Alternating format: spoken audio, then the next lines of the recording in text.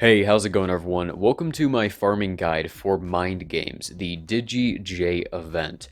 This is actually one of the more free-to-play friendly events, and you should be able to quite easily unlock this character. And the great thing about this character is he's actually pretty solid even at 4 stars.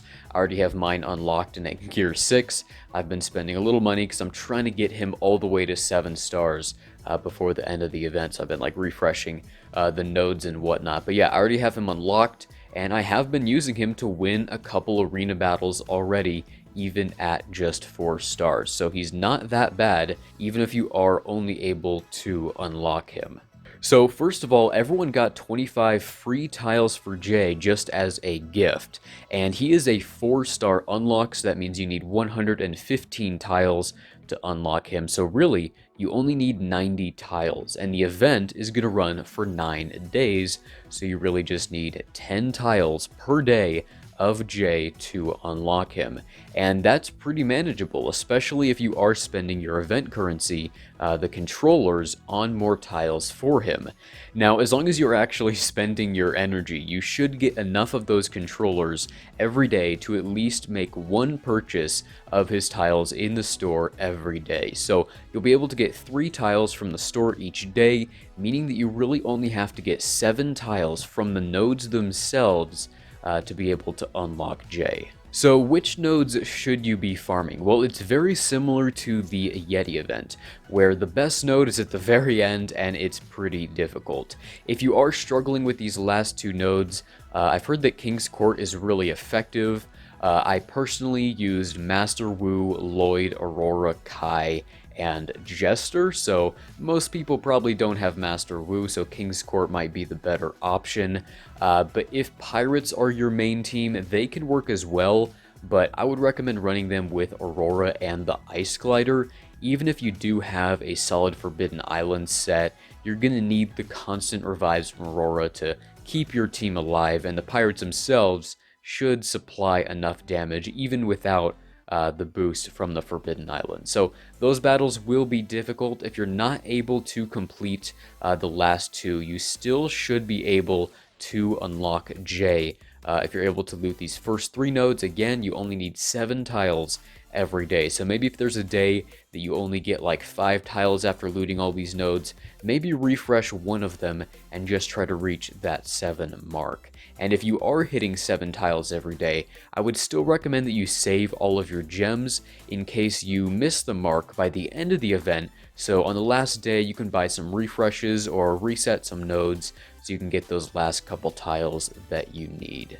Also, I found that this hard node right here was slightly easier to beat than the normal node right before it, and you don't need to get a gold trophy on the normal node right here, this 12 energy normal node, because the drop rate, the conversion rate for the resources you get here, the controllers, the gold, and the XP scrolls, you'll get the same amount per energy if you loot any of the even energy hard nodes. So the 12, the 10, or the 8, you'll get the same amount of resources. The odd numbered ones, the 9 energy and the 7 energy ones, drop slightly less, so don't loot those. But even if you just looted this 8 energy node right here, with any extra energy you might have after you have looted all of the hard nodes, you'll get the same amount of drops that you would have received from this node right here. So it's not critical that you get a gold trophy on this one, just that you complete it, even with a bronze trophy, so that you can move on to this last battle.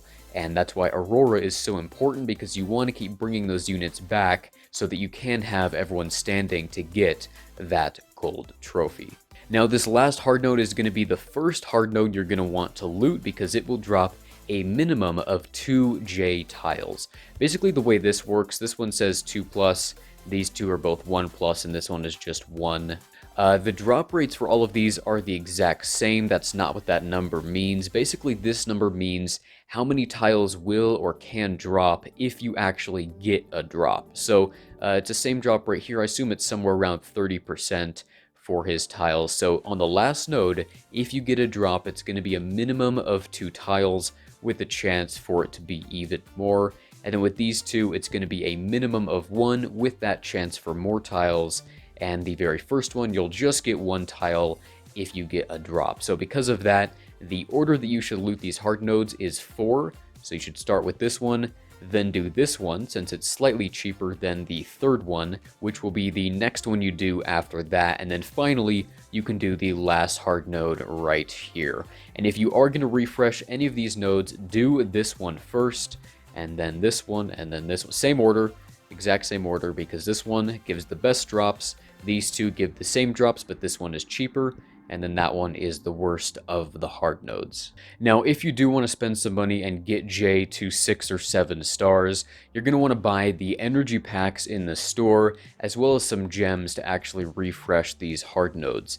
And you're going to want to start by refreshing this one, and then it's the exact same order for the ones that you refresh. And only go up to the 350 refreshes. So I think it goes 100, 150, 250, 350, and then 500. Stop at 500. Do not buy the 500 refresh. That is just not worth it at all. But the other ones can be worth it, and like you saw, I already have Jay unlocked day 1 because of that strategy, and I am going to have him at 7 stars before the end of the event, and I might even have some time to farm a few tier 3 set tools from the event store. We will have to see. But yeah, if you do buy the energy packs, don't just waste them on a normal node. I mean, if at the end of the event you have leftover energy, like on the last day, if you've already done the hard nodes, go ahead and spend the rest of it on a normal node. But don't just like buy the packs and just go straight to here. Instead, you're going to want to buy the refreshes, because I believe if you just spend it on normal nodes, the conversion rate for the controllers, I think, will get you somewhere around 115 tiles for Jay, whereas if you actually refresh nodes, you could potentially get the full 440 to get him to 7 stars. But that is going to do it for my quick breakdown of the Jay event. Very free-to-play friendly. In my opinion, this is one of the better events that they have released in quite some time. Maybe even their best event yet.